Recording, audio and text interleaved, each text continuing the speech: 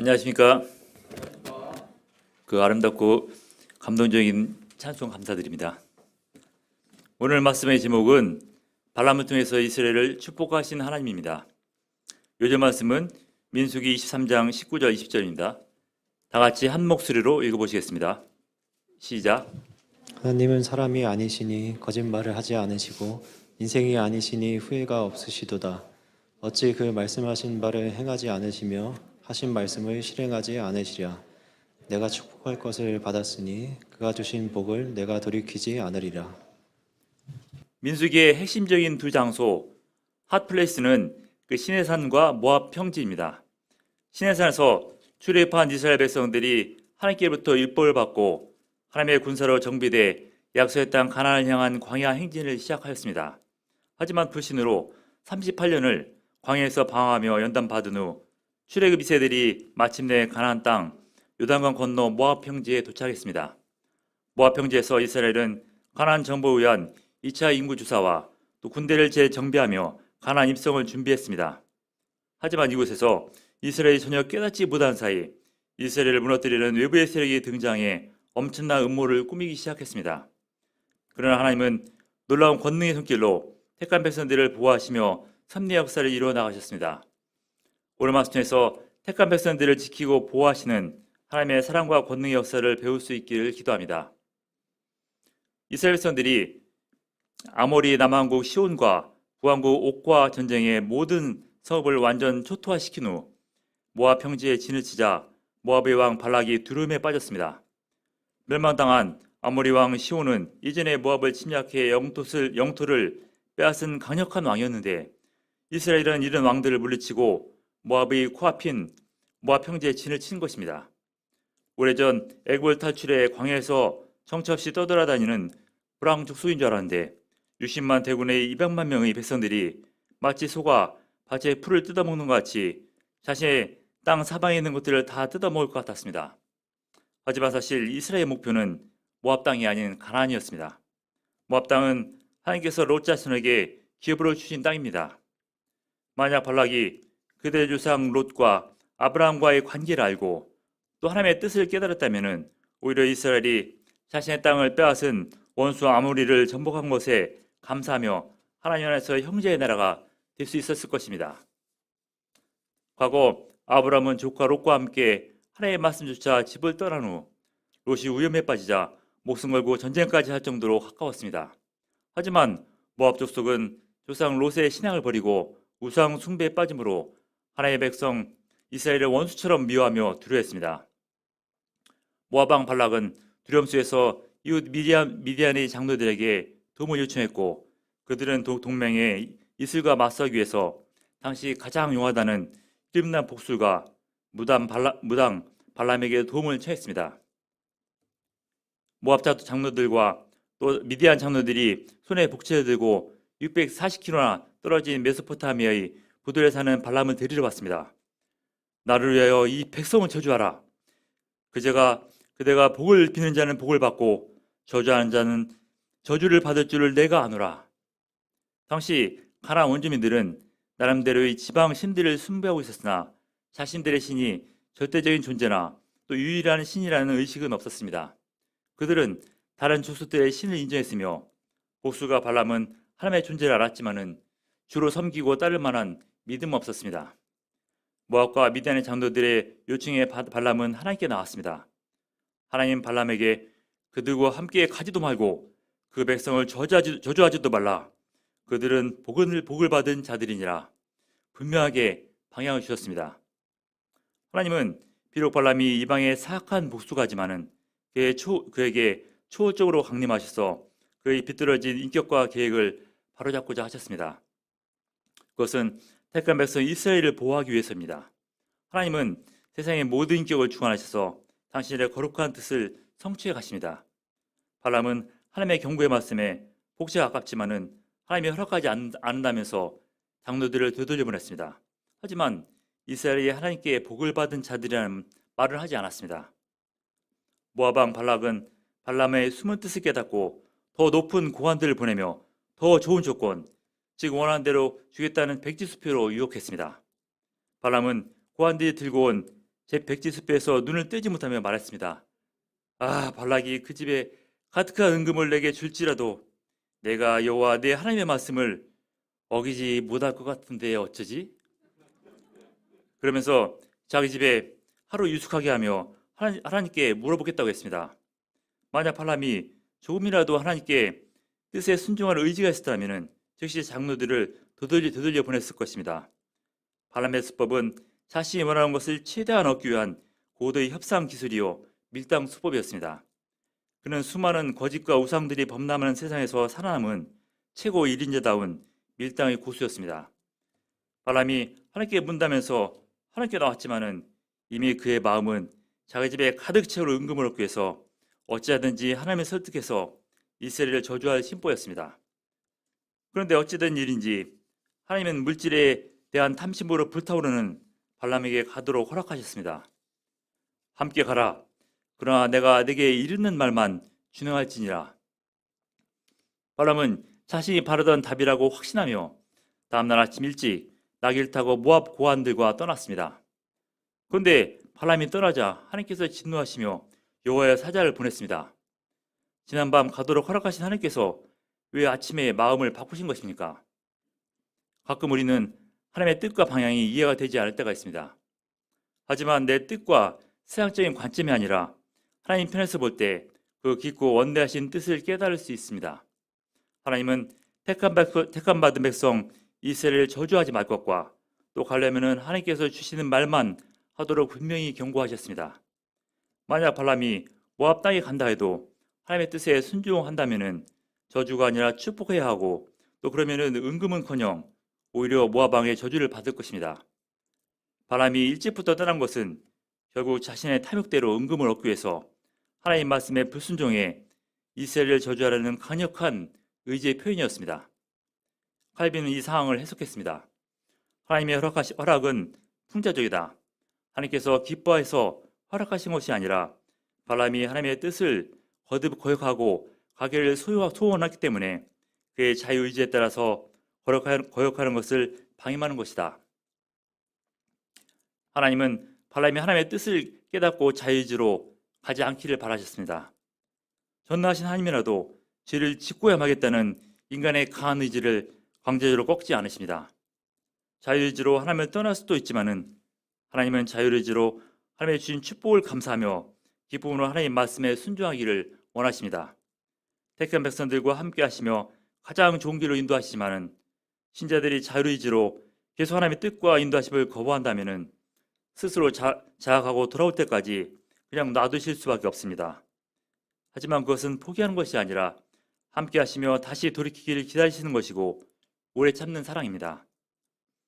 그러나 하나님의 오래 참는 사랑도 무시하고 끝까지 죄에서 돌이키지 않다면은 결국 하나님은 마음의 정욕대로 내버려 두실 수밖에 없습니다.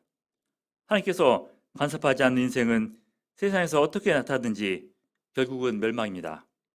그럼 우리는 하나님께서 나의 죄를 내버려 두지 않으시고 간섭하시고 책망하는 것을 오히려 감사해야 할 것입니다. 하나님은 발람의 악한 의지를 강제적으로 꺾지 않으셨지만은 그렇다고 그냥 멸망길을 가도록 방치하지 않으셨습니다. 발람이 은금의 표대를 향하여 콧내를 부리며 나귀를 타고 가는데 여호와의 사자가 칼을 들고 그 앞을 막아섰습니다. 서도 함께 3년이면 풍어를 읊는다고 무당 발람과 오랫동안 함께했던 나귀는 일반인들이 보지 못하는 여호와의 사자를 보고 깜짝 놀라서 길에서 벗어나 밭으로 들어갔습니다. 여호와의 사자가 양쪽에 담이 있는 포도원 사이 좁은 길에 섰을 때 나귀는 피하기 위해서 옆쪽 담에 몸을 대면서 발람의 발을 짓누르게 되었습니다. 여호와의 사자가 더 나오자 나귀는 피할 곳이 없어 주저앉아 버렸습니다. 그런데 발람은 나귀도 보는 여호와의 사자를 보지 못하고 자기 발에 상처낸 나귀에게 찔찔하다가 주저앉아 버리자 지팡이로 때리기까지 했습니다. 그때 하나님께서 나귀의 입을 여셨고 나귀는 왜 3번이나 나를 때리는지 항변했습니다. 나귀가 말한 것도 놀랍지만은 더욱 놀라운 것은 흥분한 발람이 자기 말을 듣지 않는다면서 그 말하는 나귀를 죽이겠다고 원포하는 것입니다. 말하는 나귀를 죽이려는 발람 이야기가 도저히 이해가 되지 않는다는 분들도 있지만은 사실 귀신 들린 자와 중풍병자를 고치고 죽는 사람까지 살리신 예수님을 자기 뜻과 맞지 않는다고 결국 죽인 자들이 거짓된 종교 지도자들이었습니다. 믿음을 잃을 때 탐욕과 분노에 사로잡힙니다. 하나님이 탐욕에 가득 찬 발람의 눈을 밝히신 후에야 발람은 자신 앞에서 칼을 들고 있는 여호와의 사자를 볼 수 있었습니다. 나귀가 발람의 요구대로 직진했다면 발람은 여호와의 칼에 죽었을 것입니다.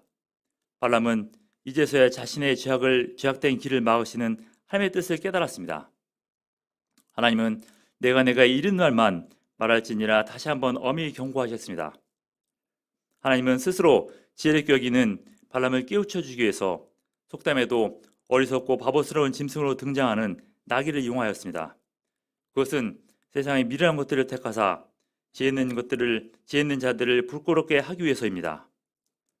우리는 바람처럼 탐욕으로 하나님께서 인도하시는 길에서 벗어나지 않는가 늘 자신을 살펴봐야 합니다.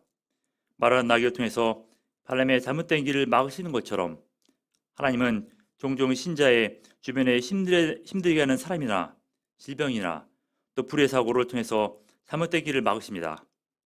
길을 가다가 돌불에 걸려 넘어질 때 지혜로운 자는 하나님 앞에서 회개하지만은 어리석은 자는 돌부리를 거듭차며 죄악된 욕심대로 돌진합니다. 우리는 삶 속에서 예상치 못한 사건들이 발생할 때 영적인 위험을 알리는 하나님의 신호가 아닌가 자신을 돌아봐야 합니다. 무엇보다 하나님은 성경 말씀 뒤에서 또 기도 가운데 세미하게 말씀하십니다.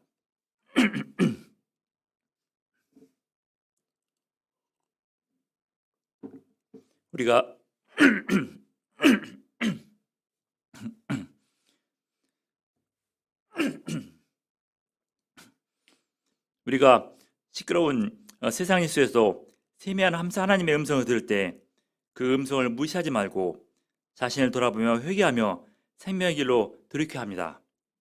발락은 드디어 발람이 온다는 소식을 듣고 모압 국경지대의 끝 성읍까지 나가서 그를 영접했습니다. 하지만 말하는 나귀와 칼든 여호와의 사자를 통해서 생생한 시청과 교육을 받은 발람은 하나님이 주시는 말씀만 전하겠다고 분명히 선언하였습니다. 하나님께서는 발람의 3번의 예언을 통해서 이스라엘을 축복하시며 하나님의 원대한 섭리를 보여주셨습니다. 1. 첫 번째 발람의 예언. 다음날 발락은 이스라엘 진영의 진 끝까지 보이는 바알의 산당으로 인도해 이스라엘을 저주하도록 했습니다. 발람은 7제단을 쌓고 숫송아지 7마리와 수재양 7마리를 준비했습니다. 발람이 사용한 7은 하나님의 창조에 근거한 완전이나 거룩을 상징하는 숫자가 아닙니다. 이것은 당시 바벨론 사람들이 신성하게 여기는 숫자로 이방의 풍습에 따라서 제사를 드린 것입니다. 하나님께서 기뻐하신 제단은 영과 진리로 쌓는 하나님만 족합니다. 하지만 하나님은 발람의 부족한 제사 가운데서도 임재하셔서 당신의 뜻을 보여주셨습니다. 그 23장 9절 10절 말씀을 다 같이 한 목소리로 읽어보시겠습니다. 예, 시작. 내가 바위 위에서 그들을 보며 작은 산에서 그들을 바라보니 이 백성은 홀로 살 것이라. 그를 여러 민족 중 하나로 여기지 않으리로다. 야곱의 티끌을 누가 능히 세며 이스라엘 4분의 1을 누가 능히 셀고 나는 의인의 죽음을 죽기 원하며 나의 종말이 그와 같기를 바라노라 하매.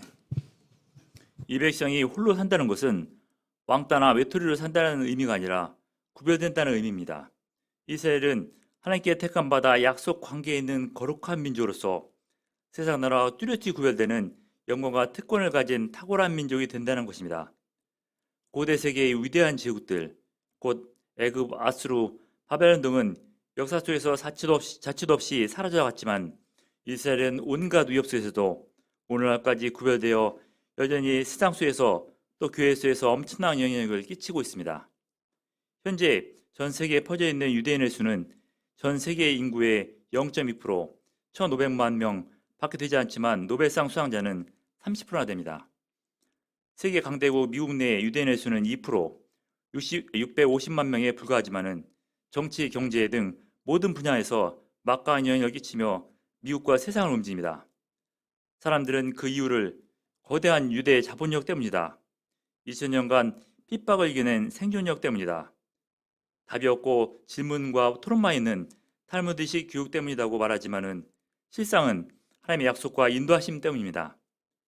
야곱의 티끌은 일찍이 하나님께서 야곱에게 내 자손이 땅의 티끌같이 되어 내가 동서남북으로 퍼져나갈지며 하신 약속의 근거한 표현으로 번성하는 이스라엘을 상징합니다. 발람은 눈앞에 펼쳐진 이스라엘 민족에게 향한 하나님의 놀라운 소망을 깨닫고 자신도 악한 길에서 떠나 의인처럼 살다가 죽기를 간절히 소망했습니다. 하지만 모압 왕 발락은 어렵게 초빙한 복수가 자신의 뜻과는 상반되는 축복을 하자 분노하며 다시 도전하기 위해서 비스가 산 꼭대기로 발람을 인도했습니다. 이 두 번째 발람의 예언. 발락이 인도한 비스가 산 꼭대기는 아바림 산맥의 한 봉우리로 여러 봉우리들로 둘러싸여 있었습니다.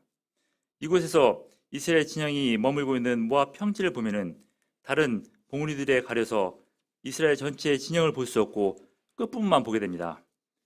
발락은 바람이 위험에 찬 이스라엘 진영 전체를 보면서 기가 죽어 저주할 수 없다고 판단했습니다. 그래서 비스가 산에서 일부만 보며 기죽지 말고 마음껏 저주하도록 했습니다.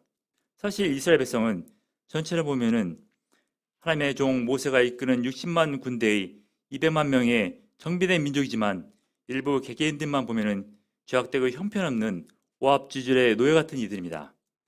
40년 전 애굽에서 노예로 살 때는 말할 것도 없고 또 하나님의 권능으로 출애굽 후에도 끊임없는 불신과 불평으로 40년을 광야에서 방황했던 자들이었습니다. 하지만 그들 중에는 모든 나라가 두려워할 수밖에 없는 왕이 그들과 함께 계셨습니다. 그들과 함께 하신 왕 대신 하나님은 어떤 분이십니까? 23장 19절을 다 같이 한 목소리로 읽어보시겠습니다. 시작. 하나님은 사람이 아니시니 거짓말을 하지 않으시고 인생이 아니시니 후회가 없으시도다. 어찌 그 말씀하신 바를 행하지 않으시며 하신 말씀을 실행하지 않으시랴. 하나님은 후회가 없으십니다. 코로나 시대 홈쇼핑 방송에서 쇼핑 호스트들은 항상 숨이 넘어갔다 외칩니다. 이번 기회를 놓치면 반드시 후회할 것입니다. 하지만 과감하게 저지르고 후회하는 경우가 대부분입니다. 최근 많은 대입 수험생들이 깊은 고민 끝에 지원한 대학에 떨어진 후 후회합니다. 엄마 말 듣고 공대 지원했다가 결국 떨어졌어. 내 적성대로 의대에 지원했어야 되는데. 인간은 후회하는 동물입니다. 개나 고양이는 후회하지 않습니다. 후회 없이 매 똑같은 삶을 반복하는 동물들에 비해서 인간은 후회함으로 놀라운 인류 발전을 이루었습니다. 하지만 나이 들어 중후 앞에서 후회하는 것만큼 비참하고 고통스러운 것은 없습니다. 우리가 어떻게 후회 없는 인생을 살 수 있습니까? 후회 없는 하나님 안에 있으면 됩니다. 천지를 지으신 하나님은 피조물인 인간과 본질적으로 다릅니다. 하나님은 스스로 계신 분이고 그 존재와 본체가 변함없이 불변하시는 분이시고 또 시간과 공간 등 모든 제한으로부터 자유로우신 무한하신 분이고 또 유일한 영이십니다. 하나님은 독립적이고 불변하시며 무한하시고 또 한 번 하신 약속을 반드시 지키시는 신실하신 하나님이십니다. 그런데 전능하신 하나님께서 그 권능으로 모든 환경을 주관한다 해도 하나님께서 바꿀 수 없는 단 한 가지가 있습니다. 그것은 인간의 자유의지이고 인간이 자유의지로 하나님을 떠나 죄를 지을 때 하나님도 어쩔 수 없고 약속을 지킬 수 없을 것 같습니다. 이스라엘을 택하시고 전능의 손길로 출애굽시켜도 그들이 시내산 앞에서 은혜를 버리고 금송아지를 만들어 섬길 때, 또 약속의 땅 앞에서 불신에 빠져 돌이킬 때, 또 오랜 광야 훈련에도 끊임없이 죄악에 빠질 때 하나님께서 하신 약속을 지킬 수 없고 후회할 수밖에 없을 것 같습니다. 하지만 하나님은 택한 자의 허물을 보지 않습니다. 그 21절을 다 같이 한 목소리로 읽어보시겠습니다. 21절입니다. 시작. 야곱의 허물을 보지 아니하시며 이스라엘의 반역을 보지 아니시는도다. 여호와 그들의 하나님이 그들과 함께 계시니 왕을 부르는 소리가 그 중에 있도다. 그것은 그들의 죄악을 못 본 척하는 것이 아니라 감당해 주는 것이고 용서해 주시는 것입니다. 하나님은 어떤 큰 죄를 지은 죄인이라도 그가 자신의 죄를 회개할 때 용서하시고 모든 것을 합력하여 선을 이루십니다. 어떻게 그것이 가능합니까? 하나님은 공간뿐만 아니라 시간까지도 주관하시는 세상 역사의 주관자이기 때문입니다. 믿음으로 골리앗을 무너뜨린 다윗은 10년 동안 사울의 위협에도 믿음을 지켜 결국 왕위에 올랐습니다. 하지만 충신의 아내를 범하는 정의의 죄를 지은 후 그는 무너지기 시작했습니다. 사랑했던 아들 압살롬이 자기 여동생에게 정의의 죄를 지은 이복형을 죽이고 다윗을 반역했습니다. 다윗은 자식에게 죽지 않기 위해서 도망치면서 죄의 결과가 얼마나 저주스러운가 절실히 깨달았습니다. 하지만 죄에 대한 처절한 회개를 통해서 하나님의 용서의 사랑을 깊이 체험했고 그 제3의 은혜가 평생 다윗의 믿음의 기초가 되었습니다. 하나님은 다윗의 그 믿음의 후손을 통해서 인류를 죄에서 구원할 메시아를 보내주셨습니다. 만약 다윗이 죄에 대한 처절한 회개가 없었더라면 훌륭한 왕이 될 수 있을지는 몰라도 하나님의 제3의 은혜를 깨닫지 못하고 메시아의 주상도 되지 못했을 것입니다. 다윗처럼 우리는 지나온 길을 후회하기보다도 회개함으로 왕 대신 하나님께 나아가야 합니다. 우리가 후회할 때 절망에 빠지만 회개할 때 하나님의 역사 가운데 들어갈 수 있습니다. 왕 대신 하나님께서 이스라엘과 함께 계시고 또 그들이 하나님을 진정한 자신들의 왕으로 부르며 섬길 때 세상 어떤 나라도 또 어떤 군대도 함부로 맞설 수 없습니다. 그 힘은 목표를 향해 돌진하는 들수와 같고 또 움킨 것을 먹으며 죽인 피를 마시기 전에는 눕지 않는 사자 같습니다. 어떤 사람도 후회하지 않는 완벽한 인생길을 갈 수 없습니다. 하지만 신자는 후회가 아닌 회개함으로 약속을 지키시는 신실하신 하나님과 함께할 수 있습니다. 우리가 부족하지만은 회개하는 삶을 통해서 하나님을 왕으로 섬기며 하나님의 권능과 사랑 안에서 후회 없는 인생, 마지막 날 웃는 인생을 살 수 있기를 기도합니다. 발람은 자신이 아무리 용하고 또 발락이 아무리 많은 복채를 유혹한다고 해도 하나님을 왕으로 섬기는 이스라엘을 저주할 복술이 없음을 깨닫고 축복할 수밖에 없었습니다. 또다시 이스라엘을 축복하는 발람 앞에서 발락은 이제 그들을 저주하지도 말고 축복하지도 말라며 바락바락 소리를 질렀습니다. 바락바락 소리를 지르면서도 발락은 또 다른 장소인 모압 광야가 내려다 보이는 보홀산 꼭대기로 옮기면서 어떻게 하든지 발람 안에 있는 저주의 본성을 이끌어내고자 했습니다. 3. 세 번째 발람의 예언. 발람은 두 번의 예언을 통해서 자기가 이스라엘을 축복하는 것을 하나님께서 선히 여기심을 깨닫고 세 번째는 전과 같이 점수를 쓰지 않았습니다. 그가 헛된 점수를 쓰지 않고 자신을 하나님께 맡겼을 때 하나님의 영임에 놀라운 예언을 하게 되었습니다.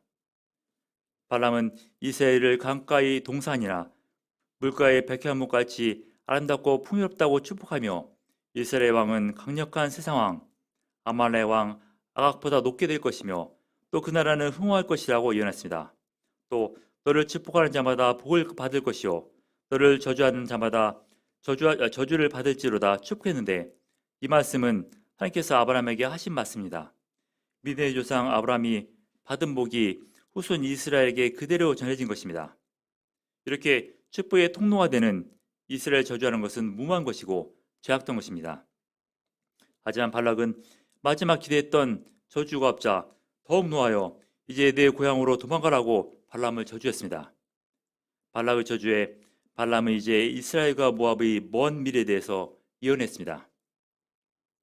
24장 17절을 다 같이 한 목소리로 읽어보시겠습니다. 17절입니다. 시작.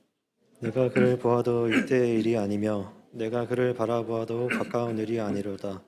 한 별이 야곱에게서 나오며 한 규가 이스라엘에게서 일어나서 모압을 이쪽에서 저쪽까지 쳐서 무찌르고 또 셋의 자식들을 다 멸하리로다. 그 별이나 규는 먼 훗날 나타낼 왕을 상징합니다. 이 예언은 가까이 400년 후 다윗 왕을 말하고 궁극적으로 1400년 후에 오실 메시아에 대한 예언입니다. 발람은 먼 미래에 한 별, 한 규가 이스라엘 중에 나타나서 하나님과 그 백성들을 대적하는 모압 같은 세력을 완전히 쳐서 멸할 것을 예언했습니다. 또 그동안 하나님의 백성 이스라엘을 대적했던 에돔, 아말렉, 가인 족속도 결국 멸망될 것이라고 예언했습니다. 에돔과 아말렉은 이삭의 아들 에서의 후손들로서 모압 족속처럼 본래 하나님 안에 있었던 자들이었습니다. 하지만 하나님을 떠나 우상 숭배하며 하나님을 대적했을 때 결국 멸망의 길에 들어서게 되었습니다. 마지막으로 발람은 기띔 해변에서 온 막강한 세력인 헬라인들이 아수르와 이스라엘을 괴롭힐 것이나 결국 그도 로마에게 멸망될 것이라고 예언했습니다.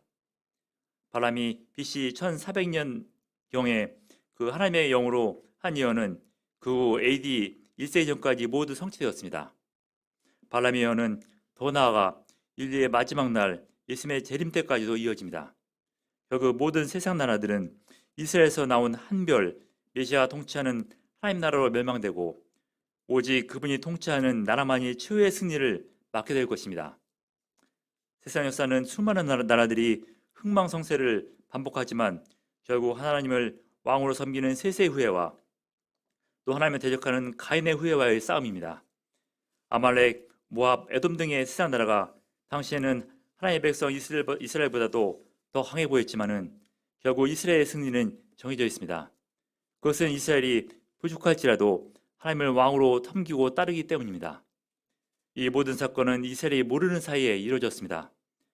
이스라엘은 약속의 땅 가나안 앞에서 위험한 외부 세력부터 큰 위기에 빠졌지만 하나님께서는 그 사랑과 권능으로 약속하신 백성들을 보호하시며 지켜주셨습니다. 하나님은 현재 우리 인생길에서도 우리가 모르는 사이 수많은 사단의 공격으로부터 보호하시고 지켜주십니다. 우리는 하나님께서 약속하신 메시아 예수님의 십자가 희생을 통해서 구원받아 하나님의 백성이요 자녀가 된 자들이기 때문입니다. 우리가 하나님을 배반하지 않고 또 하나님을 떠나지 않는 한 우리 인생길에는 늘 하나님의 축복이 깔려 있습니다. 하나님의 자녀들에게 고난이 없는 것은 아닙니다. 바락처럼 하나님의 자녀들을 해치고 저주하려는 사단의 음성은 집요하고 또 찔끔직입니다. 최근 코로나 전염병은 그 누구도 믿지 못하는 세상을 만들었습니다. 나도 모르는 사이 친구나 가족들이나 또 심지어 내가 전혀 모르는 내 옆에서 식사하던 이가 나를 죽일 수 있는 바이러스를 옮길 수 있고 또 나도 다른 이들에게 치명적인 바이러스를 옮길 수 있습니다. 이처럼 인생길에서는 수많은 사고와 사건과 저주와 음모가 나를 공격하러 갑니다. 이 모든 가능성을 생각하면 걱정 근심으로 밤에 잠을 잘 수가 없습니다. 하지만 나와 함께 하신 하나님의 사랑은 어떤 위험이나 고난이나 대적의 음모와 또 저주보다도 강력합니다. 우리가 알거니와 하나님을 사랑하는 자, 곧 그의 뜻대로 부르심을 입은 자들에게는 모든 것을 합력하여 선을 이루느니라. 그래서 어떤 상황 속에서도 우리는 희망의 노래를 부를 수 있습니다. 중요한 것은 우리가 항상 하나님 안에서 이것을 믿고 받아들이고 누리는 것입니다. 믿고 받아들인 사람은 성경 속의 수많은 믿음의 증인들 같은 인생을 살게 됩니다. 그들처럼 믿음으로 고난과 저주를 극복하기도 하고 또 믿음으로 고난과 저주 앞에서도 절망하지 않고 인내할 수 있습니다.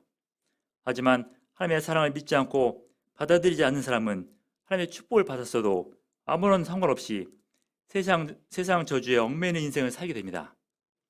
우리가 하나님을 왕으로 섬기는 하나님의 백성으로서 믿음으로 세상을 두려워하지 말고 도전하며 또 개척하며 역사를 창조하는 인생을 살 수 있기를 기도합니다. 하나님께서 어떤 사단의 공격에도 견디며 후회 없는 인생, 마지막 날 웃는 인생을 살 수 있기를 기도합니다. 발락은 바르던 이스라엘 저주가 실패로 끝나자 자기 일로 왔고 발람도 자기 곳으로 갔습니다. 하지만 발람은 자기 고향 메소포타미아로 돌아가지 않았습니다. 그는 발락이 제시한 제물에 대한 미련을 버리지 못하고 미디안으로 가서 미디안 장로들과 발락에게 이스라엘을 무너뜨릴 치명적인 계략을 알려주었습니다.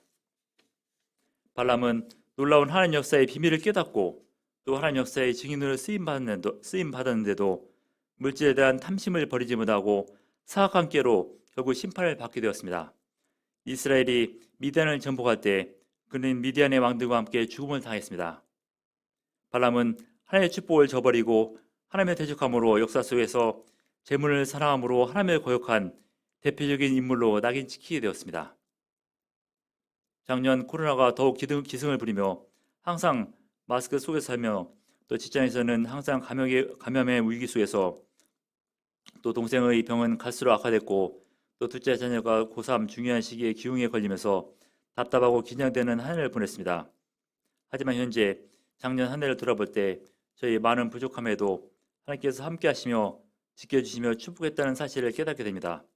작년 코로나 속에서도 직구에서 많은 감염자가 지나갔지만은 저와 직원들을 보호해 주셨고 또 극심한 자영업자들의 수입 감소 속에서도 크게 타격받지 않게 도와주셨고 무엇보다 매년 진상 환자들과 직원들 때문에 큰 스트레스를 받았는데 작년에는 거의 그런 문제가 생기지 않았습니다.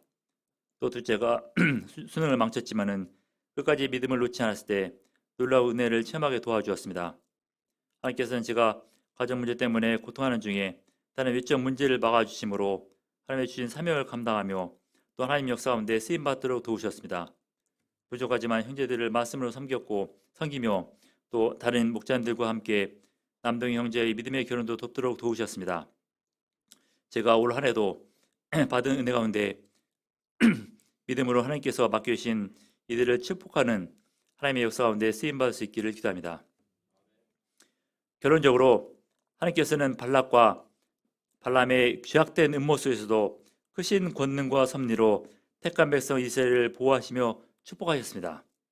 하나님 이 시대 택함받은 우리도 항상 지켜주시고 보호하시며 또 가장 좋은 길로 인도하십니다. 우리가 하나님의 말씀 앞에서 우리 내면의 발람의 탐욕의 죄를 경계하고 회개함으로 하나님에서 승리의 인생을 살 수 있기를 기도합니다. 기도하고 마치겠습니다. 사랑하는 충만하신 하나님, 오늘 민수기 말씀 통해서 위험한 위기로부터 이스라엘을 지키고 구원하시는 하나님을 배웠습니다. 하나님은 현재 예수님을 믿음으로 하나님의 백성으로 사는 우리도 세상의 모든 위협과 사고와 사건에서 지키고 보호하심을 깨닫습니다. 우리가 나를 지키고 인도하시는 하나님을 인생 왕으로 섬기며 따름으로 후회 없는 인생, 승리의 인생, 또 열매 맺는 인생을 살 수 있기를 기도합니다. 예수님의 이름으로 기도드렸습니다. 아멘.